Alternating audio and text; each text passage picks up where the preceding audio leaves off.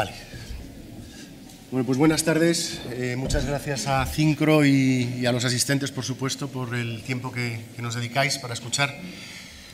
Yo soy Juan Pablo, soy el responsable del puesto de trabajo, del marketing de puesto de trabajo para Intel en EMEA, Europa, Middle East y África.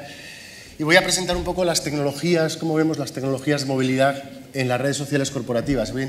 Intentaré un poco articular cuál es la relación, que es bastante importante, entre la movilidad y las redes sociales. Creo que es un tema que casi todos los estudiosos de redes sociales lo consideran.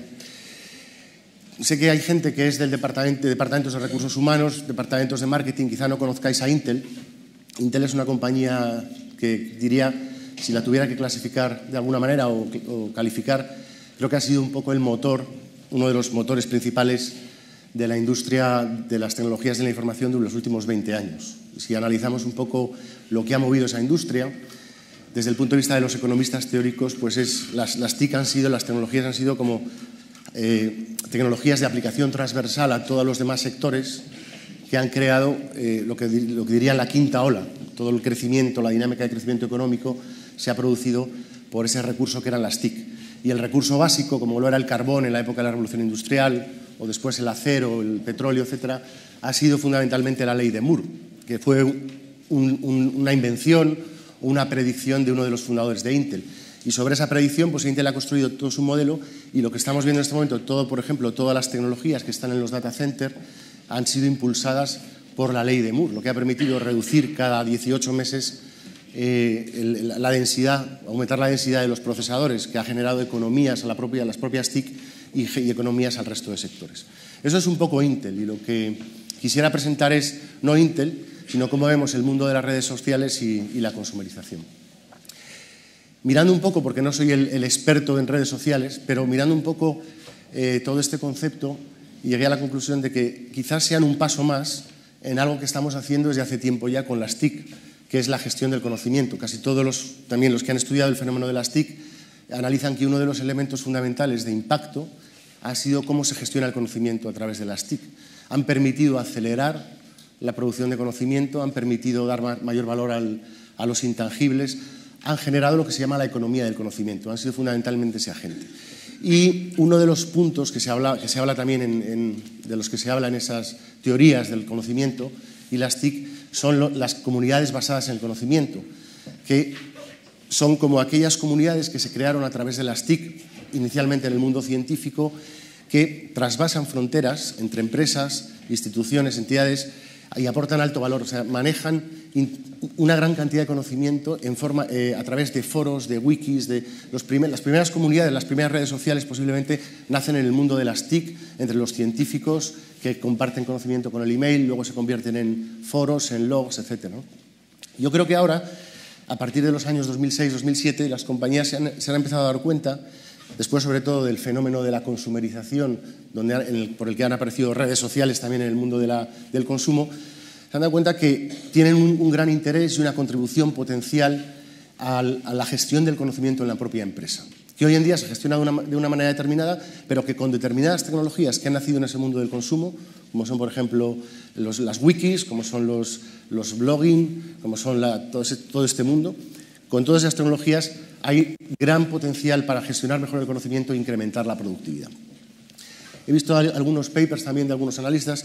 De hecho, se está viendo el fenómeno de las redes sociales en la empresa como algo que realmente va a cambiar la forma en que se está gestionando el conocimiento. Cambia la propia naturaleza del conocimiento, como se entiende, algo que ya venían haciendo un poco las TIC, en lo que es el concepto de conocimiento, como un proceso, como un objeto, etc. El hecho de tener una red social donde se comparte ese conocimiento lo dinamiza mucho más, cambia la cadena de valor y cambia el propio valor como recurso del conocimiento. Hay distintos analistas ahí, por ejemplo, Hemsley y Mason, que analizan ese punto. Y luego ha habido otros estudiosos de fenómenos más específicos, como por ejemplo el microblogging en empresas, que hablan concretamente de potencial incremento de la productividad. Hay mucha evidencia, por ejemplo, respecto a otras tecnologías, como son los RPs o el comercio electrónico, de cómo han impactado en la productividad de la empresa. Todavía creo que habrá que hacer bastante análisis y habrá muchos estudios que incidirán en eso, en cómo realmente todo este mundo de las redes sociales va a crear productividad o va a incrementar la productividad. Creo que aún no existen evidencias, digamos, científicas o racionales de que eso sea así, pero se intuye y es un fenómeno que se está produciendo en las empresas. Si estamos viendo además, por ejemplo, en alguno de los estudios también, analizando, encuestando a miles de empresas, me parece que eran Hemsley y Mason, que están mencionados ahí, vieron cómo, parece que bueno, da igual, uno de estos estudios comentaban que podría haber como, digamos, la importancia de las redes sociales ahora está en un torno a un 20 o 30% de las personas que dicen que la red social es importante para la empresa, pero va a ser más importante en los próximos 3 años. Es decir, dentro de 3 años se considera que en un 60% de los casos que las redes sociales van a jugar un papel importante. Por tanto, es un fenómeno que está emergiendo y es un fenómeno que puede impactar a todo el ciclo de cadena, a todo el ciclo de la empresa. Es decir, desde la venta hasta la operativa, hasta la producción, la parte financiera, etcétera, porque realmente mejora el flujo de conocimiento y, por tanto, mejora la parte de análisis, mejora la toma de decisiones. Y se estudian potenciales impactos en las ventas, en los procesos operativos, en el reforzamiento, y esto es un punto muy importante, del capital humano a través de la motivación y de la socialización. Decía antes uno de los ponentes que el hombre es un ser social y evidentemente pues, puede tener impacto positivo en el time to market, la calidad, etcétera, etcétera. Claro, lo que pasa con las redes sociales es que se sitúan un poco entre el tradicional boca a boca, en el que yo, digamos, voy transfiriendo boca a boca el conocimiento o las cosas, y ahí se han estudiado fenómenos también de cómo la innovación, digamos, se difunde a través del boca a boca, y se sitúan entre ese extremo y el otro extremo, que es el tradicional broadcast, la televisión. Si yo quiero transferir conocimiento a través de la radio y la televisión, lo puedo hacer. Entonces alcanzo el pico más alto en un primer momento y luego ya es absolutamente lineal. Además se pierde en el recuerdo, ¿no? En la memoria. Por tanto, tengo que remarcar o volver a transferir ese conocimiento de vez en cuando. Bien, entre el boca a boca, que es un fenómeno mucho más eficaz en ese sentido, pero es más lento, y el de las redes sociales, que es más rápido, pero que luego se pierde, las redes sociales existen distintos tipos de enlaces, fuertes y débiles. Yo tengo un montón de enlaces débiles a los que hago una primera difusión de mi conocimiento, que son a lo mejor 200, 300 personas en una primera atacada, porque no lo difundo a toda la red, pero esa estructura de enlaces fuertes y débiles permite que el proceso de difusión del conocimiento sea mucho más rápido que en el tradicional boca a boca, pero además no se pierde como el tradicional broadcast. Por tanto, es muy importante la capacidad que tienen de transmitir conocimiento. ¿Qué ocurre?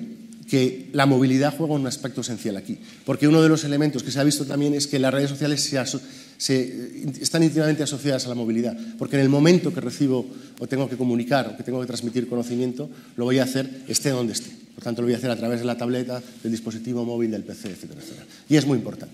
Las tecnologías de movilidad, de hecho, la movilidad es importante, voy a saltar este slide, pero las tecnologías de movilidad están entrando como uno de los efectos y a su vez de las causas del social computing. Si miramos dónde están entrando las tabletas en business, vemos que evidentemente entran como el dispositivo de compañía para un alto ejecutivo, que han traído las iPads a la empresa, y ahí evidentemente hay un entorno colaborativo, se accede al email, se intercambian mensajes.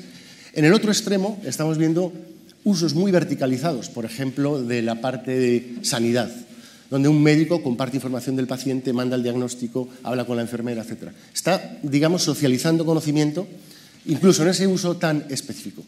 Y en mitad, digamos, o en medio, estamos hablando de algo que nosotros hemos denominado stand-up computing, que es ese uso de la tableta o del dispositivo móvil para la fuerza de ventas, para la fuerza de campo que está realmente, igualmente, en una tarea de socialización de conocimiento.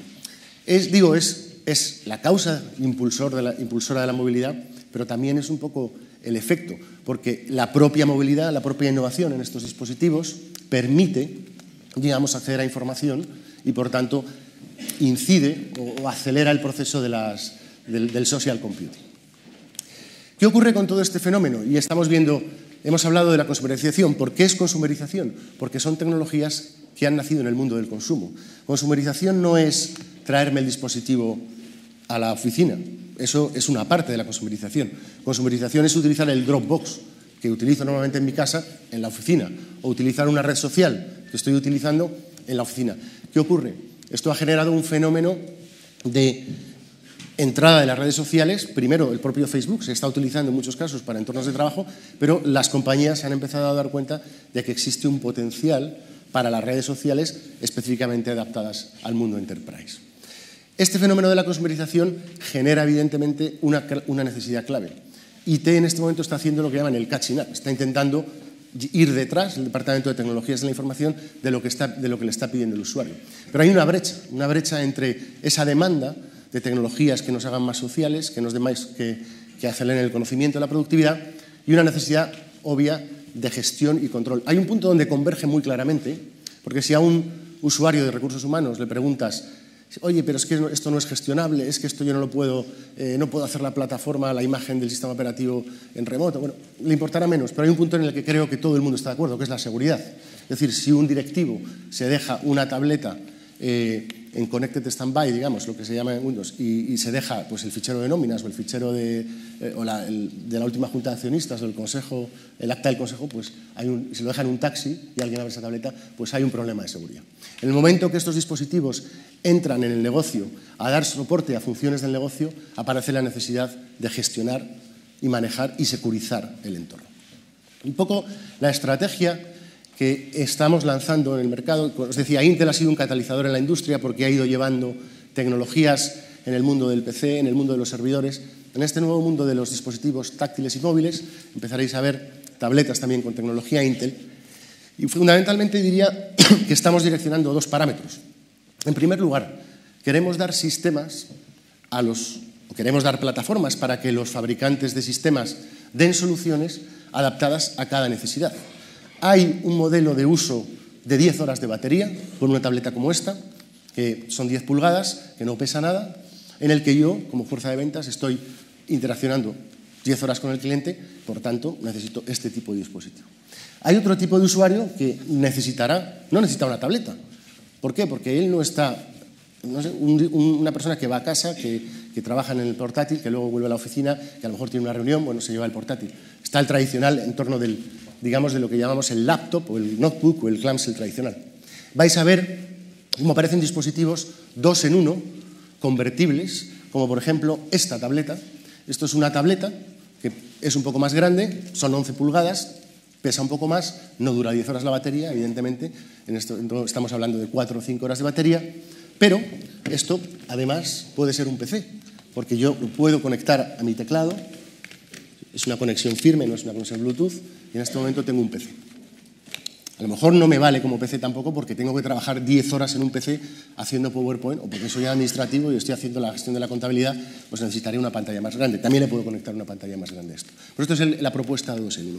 Entonces, primer parámetro que hemos querido llevar al mercado es elección de usuario. Es decir, depende de la necesidad, en función de la necesidad, necesitaría un tipo de dispositivo u otro. Eso es uno de los puntos clave, en mi opinión. El segundo es, hemos lanzado toda la estrategia inicialmente con Windows 8, aunque veréis también tabletas Intel para Android, por una sencilla razón, porque es la forma más rápida, entendíamos, de cerrar esa brecha entre las necesidades de movilidad, de productividad que está pidiendo el usuario y las necesidades de gestionabilidad y control que pide un dispositivo que está en el negocio. Windows 8, veréis que es el nuevo sistema operativo de Windows, ahora se ha lanzado en el mercado de consumo, está entrando en el mercado empresarial para el mainstream, o sea, para la parte general de usuarios, pero particularmente en el mundo de las tabletas aporta una serie de ventajas importantes. En primer lugar es compatibilidad, es decir, yo quiero colaborar, pero yo tengo ficheros PowerPoint. Yo quiero colaborar, pero tengo que hacer hojas de cálculo Excel. Yo quiero colaborar, pero necesito conectar un USB. Entonces tengo compatibilidad con el entorno legacy, digamos, con el entorno con el que estoy trabajando habitualmente. Es una propuesta directamente para el usuario, pero además, desde el punto de vista IT, tengo una sola plataforma de sistema operativo. Tengo Windows 8 en el entorno de PC tradicional. Además, es un entorno que se conecta al dominio, es decir, lo puedo gestionar como un PC, si es que ese usuario, además, quiere tener su entorno desktop. Aquí veréis que esta tableta pues, actúa como un Windows, actúa como un PC, porque tiene el entorno desktop tradicional y luego tiene todo el entorno de baldosines, que ahora veréis en el showcase de Windows 8. Por tanto, esa es un poco la propuesta que hemos llevado al mercado y ese es el segundo parámetro. Tener compatibilidad y cerrar esa brecha con una plataforma que provea gestionabilidad. Esto es un poco un paisaje, si queréis, o una visión general de quién está trabajando ya con tabletas. Casi todos los fabricantes que conocéis, que están tradicionalmente en el entorno de PC, etcétera, están ya incluso en el entorno de tableta, como Samsung, Dell, HP, Lenovo, no me quiero dejar a ninguno, Fujitsu, todos ya tienen entornos, como os decía, con procesadores de muy bajo consumo, de 2 vatios, que es nuestro procesador Atom, o con procesadores de mayor capacidad, con procesador Core. Este es el procesador que está en un PC, pero que te da 6 horas de batería y además actúa como una tableta. Un punto importante que veréis es cómo está creciendo el ecosistema de aplicaciones. Es decir, Windows 8, la tableta en sí mismo, hemos aprendido, por lo menos durante los últimos 2 años, que las tabletas, las movilidad, los dispositivos móviles se están desplegando ligados a soluciones concretas, como redes sociales, etc. Veréis que hay, ya lo veréis también en el showcase, aplicaciones, algunas más verticales, otras más generalizadas para el mundo Windows 8. Y con esto cierro. Simplemente muchas gracias por el tiempo y la atención.